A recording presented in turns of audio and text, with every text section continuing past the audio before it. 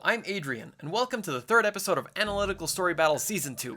In case you're new to the series, what it boils down to is pitting two characters against each other and seeing who would win in a fight. It's an in-depth analytical battle told from a first-person view, so you can feel that you're in the fight right there with them. In terms of the storyline, Batman has revived Superman in order to have a chance at facing Thanos, but things have not gone according to plan, and Superman ended up fighting Optimus Prime. You can find out everything that happens in the previous episodes of Analytical Story Battle in the description below or the card above. The series is heavily based on the fighting styles videos for their respective characters, and if you haven't seen them yet, I highly advise that you do, as they provide an excellent look at the characters on this series. Also, these characters are taken from their respective films and shows, but they receive their own unique interpretation in this series. In other words, they don't happen before or after a particular movie or episode in their respective timelines. I've already analyzed Supergirl from the Arrowverse and Thanos from the Marvel Cinematic Universe, so without further ado, it's time for another experimental educational battle. A what-if scenario to determine who would win in a hand-to-hand fight.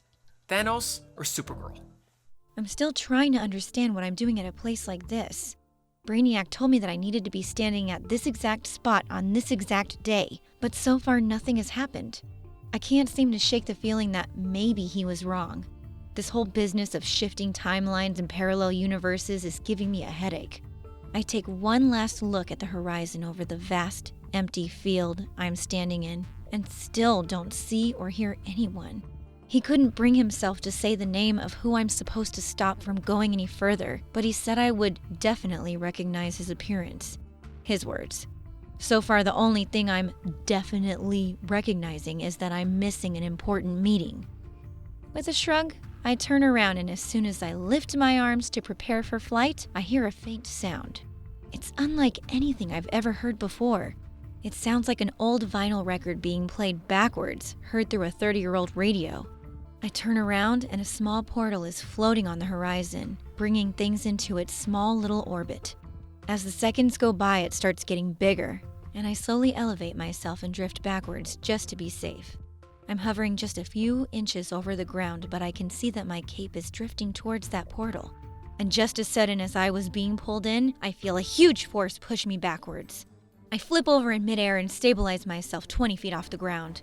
I put my arms up in a fighting stance and start to generate heat vision in my eyes. They glow blue, and I finally start to see someone out of the portal. This guy stands at over 7 feet tall. His frame is massive and he's purple? That's just weird. And this is coming from someone who's actually traveled to other planets. He doesn't seem hostile and just seems to be admiring the scenery. I slowly fly towards him and my eyes go back to normal. I land about 10 feet from him and he still hasn't spoken a word. Who are you? And why are you here? Still nothing. What is his deal? Sir, I'm going to have to ask you to go back to your portal thingy if you don't start explaining yourself. Earth is under my protection. Foolish girl, he says. I'm Supergirl, actually, and I'd appreciate it if you'd answer my questions. I'm not going to ask again. He smiles at my statement and stares off into the horizon. When he turns back to face me, his demeanor has changed entirely. The smile is gone and is instead replaced by an intense glare. I am Thanos, and Earth is no longer under your protection. You are but a meaningless obstacle in my path to greatness. I will achieve harmony in this universe. I will achieve balance. All I need are a few things on your planet. If you step aside, I may spare you. Well, I was looking for confirmation that you were insane, and I think I've just found it. Go back to where you came from. This is my final warning. His expression remains unchanged, and in a flash he jumps toward me with a curled fist that is roughly the size of a fully grown bear. I dodge it, and at the last second he lands right beneath me. The ground shakes underneath him as he jumps up towards me again, but this time I'm expecting him, so I throw a strong right hook at him. I don't hold back at all, and he can tell. He goes careening against the field below and flies back a good 10 feet because of the impact. I follow up my attack by flying right towards him at full speed and punch him again. He flies backward even further, and I punch him one more time for good measure. He's flying back pretty fast now, so I match my speed to his and throw him by his leg. He lands against an abandoned shed, and the shed quite literally collapses on top of him. Bark was tougher than his bite, I guess. I cautiously fly over to the wreckage and land. The wind rushes by and lazily pushes some of the debris off my feet. I step closer, and out of nowhere, this strange purple hue starts to appear. It intensifies in brightness, and before I know it, he bursts out of the debris and stands tall. The purple stone in his gauntlet is glowing. I warm up my eyes and prepare them for a blast, but his giant leg extends itself into an arc and pushes me well past the destroyed shed. I go flying backwards for what seems like forever, and I flip myself back on the ground. I dash right to him again and start kicking and punching him as strong as I can with as much speed as I can. It doesn't seem to hurt him, and in one swift moment, his spinning back fist connects right on my cheek. I'm encrusted into the ground and he puts his large foot over me. He's pressing down and I muster up every last bit of strength I have in me and fire the most potent heat beam I've ever fired in my life. It successfully burns through his boot and he lifts his leg off, giving me just enough space to fly out and tackle. In less than a second, he grabs me in the air and tosses me into the mountains. I can feel the rocks envelop me and I'm powerless to resist. No, I am not powerless. I am Supergirl. I suddenly spot a gigantic explosion in the distance, with boulders flying everywhere.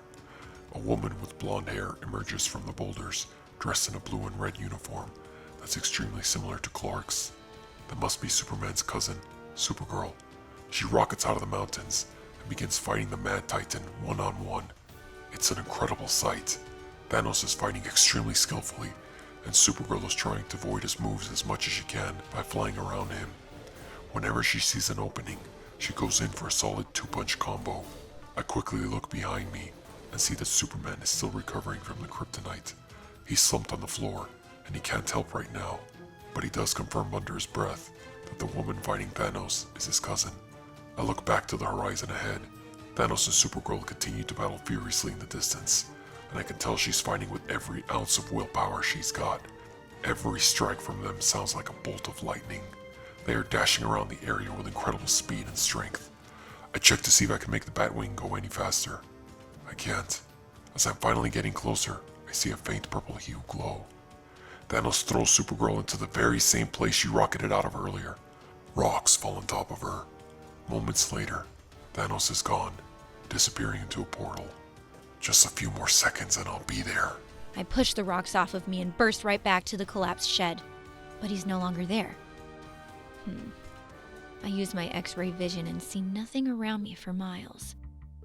The adrenaline coursing through my body stops, and in a second, I'm aware of my pain and injuries collapsing on the floor. I stare up into the clouds and spot something out of the corner of my eye. I gently turn my head and see a man running towards me. He's covered in black and his cape is flowing. As he approaches me, I notice he has a cowl of some sort, and it has 2 tiny ears protruding from the top of it. He kneels down beside me and is yelling something at me, but I can't hear anything right now. He gently picks me up, and in a second more, a pulley system emerges from a giant black ship flying overhead. I can finally start to hear a little of what he's saying. Fine, he says. I'll be fine. And that wraps up the episode. Thanos managed to defeat Supergirl in battle and has fled the scene. This fight was extremely fun to write because we're dealing with 2 superpowered individuals in an area where there can be no civilian casualties, so Supergirl won't be holding back. What I think was important to establish is that Supergirl has some serious power behind her. She may get tossed around on her show a lot, but when she puts her mind to it, she's managed to defeat some increasingly powerful foes. She even went toe-to-toe with her version of Superman and defeated him, and Superman himself confirmed that he was fighting at full strength. So I felt that needed to be reflected in the fight, and it's why she was able to hold her own against Thanos before he started using the Power Infinity Stone. Thanos is extremely strong, as established when he easily destroyed Hulk, but you can't underestimate the power of a Kryptonian on Earth. This is essentially why Thanos was initially bested in the fight. Supergirl was fighting at full strength and Thanos severely underestimated her power. But as soon as he activated that Power Stone, all bets were off and he was able to overpower Supergirl. That being said, Supergirl did manage to drill a hole in his foot, so kudos to her. What did you think of the fight? Who should fight next? Let me know in the comments below and subscribe for more awesome content. See you guys next time.